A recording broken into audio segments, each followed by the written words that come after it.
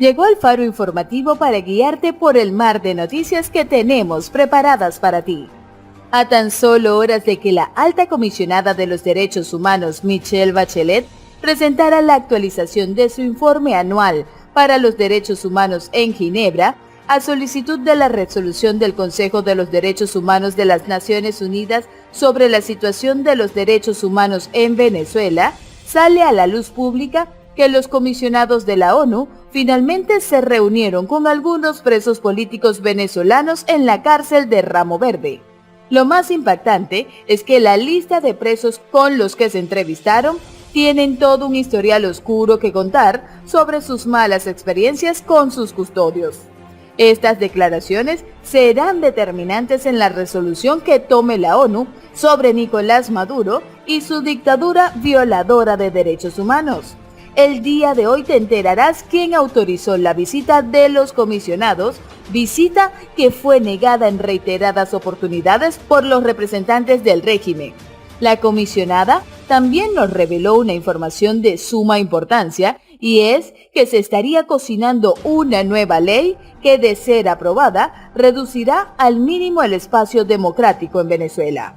Finalmente, unas valientes mujeres que se encuentran secuestradas por el régimen tomaron el valor de escribir una carta denunciando una nueva treta del régimen torturador, y hoy te contaremos todo acerca de su contenido. Estas son las noticias que te trae el día de hoy tu canal de noticias El Faro Informativo.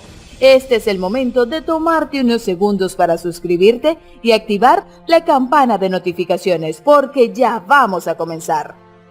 El pasado domingo, el directivo de la ONG venezolana Foro Penal, Gonzalo Iniop, confirmó que los enviados en Venezuela de Michelle Bachelet, alta comisionada de la ONU para los Derechos Humanos, se reunieron el viernes pasado con un grupo de presos políticos recluidos en la cárcel militar de Ramo Verde.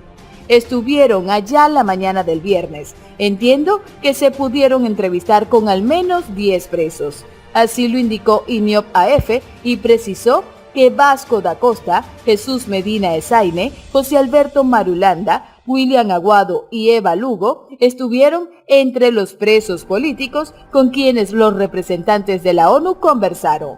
El abogado dijo que la decena de entrevistados que estaban recluidos en la cárcel militar de Ramo Verde al norte del estado Miranda tuvo la oportunidad de explicarles en qué condiciones estaban.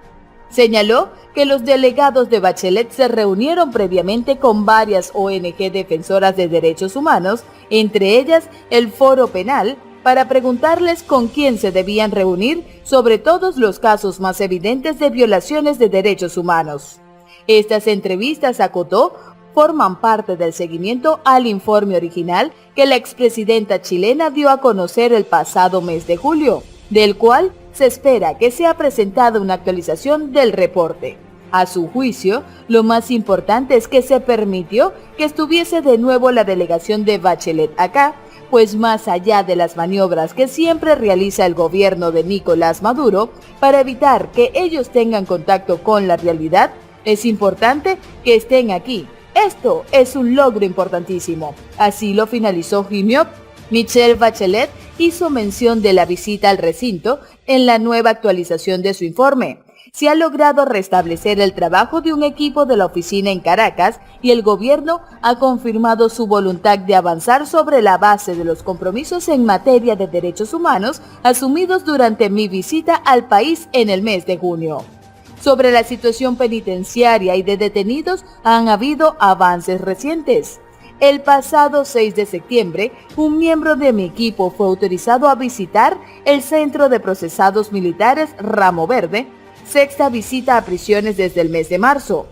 Se está avanzando en un calendario para visitas en los próximos meses y un protocolo y calendario de visitas. De acuerdo con los compromisos adquiridos con mi oficina, el gobierno, refiriéndose a los usurpadores, ha cumplido con la excarcelación de 83 personas, incluidas aquellas cuya detención había sido considerada como arbitraria por el Grupo de Trabajo de Detención Arbitraria y que seguían en régimen de detención, y otros casos señalados por la oficina. queda pendiente la liberación plena de la jueza Afiuni y del periodista Braulio Jadar, quienes obtuvieron medidas parciales. La comisionada de los derechos humanos también habló de un tema bien delicado para el régimen, y que es otra muestra del inminente desastre en el que el régimen ha convertido al país, y mencionó: al día de hoy, el salario mínimo equivale a $2 mensuales en comparación con los $7 en junio. Así, una familia necesita percibir el equivalente a 41 salarios mínimos mensuales para poder cubrir la canasta básica alimentaria. La dolarización de facto en varios sectores de la economía está exacerbando las desigualdades. Los servicios públicos han seguido presentando fallas graves y recurrentes, con especial intensidad en el estado Zulia. El desabastecimiento de combustible fuera de Caracas ha agravado la situación. Me preocupan las recientes acciones para aprobar una ley que tipifica como delito las actividades de las organizaciones de derechos humanos nacionales que reciben fondos del extranjero. Esa ley, si se aprueba y se aplica, reducirá aún más el espacio democrático. Ojo pelao con esta ley, mi gente, porque nosotros indagaremos para traerte más detalles en los próximos videos. Pero hoy te contaremos que el día martes 3 de septiembre, varios funcionarios del gobierno se presentaron al Instituto Nacional de Orientación Femenina, mejor conocido como el INOF, ubicada en Los Teques, en el estado Miranda, para obligar a las mujeres que están allí detenidas a firmar un documento de la campaña No More Trump. Una de las féminas, Janine Fabiana Pernía Coronel, detenida por el caso de los drones, dice en una carta de su puño y letra que el documento donde pretendieron hacerla firmar está dirigido al director de las Naciones Unidas, cuyo contenido es el rechazo de la supuesta violación de los derechos humanos al pueblo venezolano, basado en el bloqueo económico y la incitación a la guerra, con el fin de cambiar el gobierno elegido bajo elecciones por los venezolanos. Muchas de las privadas de libertad, es decir, presas políticas y comunes, se negaron a estampar su rúbrica en dicho documento. Tenemos conocimiento de nuestros deberes, pero también de nuestros derechos como privadas de libertad. Aún sabiendo que somos inocentes, aceptamos nuestra condición y estamos en el proceso legal para tratar de conseguir nuestra libertad, a pesar de la dictadura en la que estamos. Considera la joven que ninguna de las instituciones gubernamentales son autónomas, pero confiamos de que Dios usará a organismos como las Naciones Unidas, como la Corte Interamericana de los Derechos Humanos y demás entes competentes de esta índole para ayudar a Venezuela a terminar con la corrupción que hoy persiste. Ella insistió en destacar que la violación de derechos humanos no abarca solo agresión física, sino el psicoterror, la intimidación bajo amenaza, abuso de poder y una serie de actos contra el ser humano. Pernía Coronel dice, como postdata, en la carta que suscribe: mis compañeras se niegan a firmar este escrito por miedo a represalias, tanto a ellas como a sus familiares. Yo también tengo temor, ya que fui víctima de torturas de parte de los cuerpos policiales, la Dirección General de Contrainteligencia y el SEBIN. Pero sé que Dios tiene un propósito conmigo y si este es uno de esos propósitos, lo acepto, que se haga su voluntad en todo momento. Por otra parte, hace unos días, el capitán retirado de la Guardia Nacional, Juan Carlos Nieto Quintero, en entrevista para Punto de Corte, dijo al salir de prisión por el caso del Golpe Azul u Operación Jericó, que a los detenidos en Policía Militar de Fuerte Tiuna los presionaban a firmar, prometiéndoles que los ayudarían a salir si firmaban en contra del presidente de los Estados Unidos. Les dijeron: firmen que con esto los vamos a ayudar para que salgan de prisión, independientemente de la causa. Y así se burlan, les siembran esperanzas y después los dejan olvidados. Esto es un mensaje a los oficiales que se prestan a cumplir las órdenes arbitrarias del gobierno, quienes luego se quedan solos. Así dijo Nieto Quintero.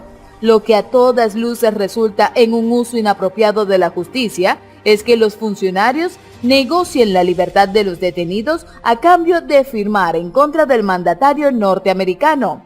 Eso indica el nivel de inmoralidad e ilegalidad de la administración de justicia. Ya no solo es el uso de la tortura para obligar a un detenido a confesar o a delatar lo que es verdad, o lo que siendo mentira le conviene a los cuerpos de seguridad, no, también el uso de los tribunales y fiscalías, ordinarios o militares, para enjuiciar o amenazar a los adversarios políticos del gobierno. Es además el uso de los presos como grupos de choque para la defensa de la revolución bolivariana, sin tomar en consideración el nivel de peligrosidad de los individuos a quienes se entrenan. Y ahora, presionar, chantajear o amenazar a detenidos para que se vean obligados a firmar en contra de Donald Trump. Lo mismo que han hecho con los empleados públicos amenazados con perder el paupérrimo cargo que ocupan, o con las amenazas de no recibir la caja del CLAP o los bonos de sobrevivencia si no estampan su firma en las planillas, para las cuales el gobierno sí encontró papel, el que no se consigue ni para un documento en algún registro o notaría. Asimismo, tal cual. Y con esto, mi gente, finalizamos por el día de hoy, esperando como siempre contar con tu compañía en los próximos videos. No dejes de enviarnos tus comentarios que gustosamente responderemos. Esto fue El Faro Informativo.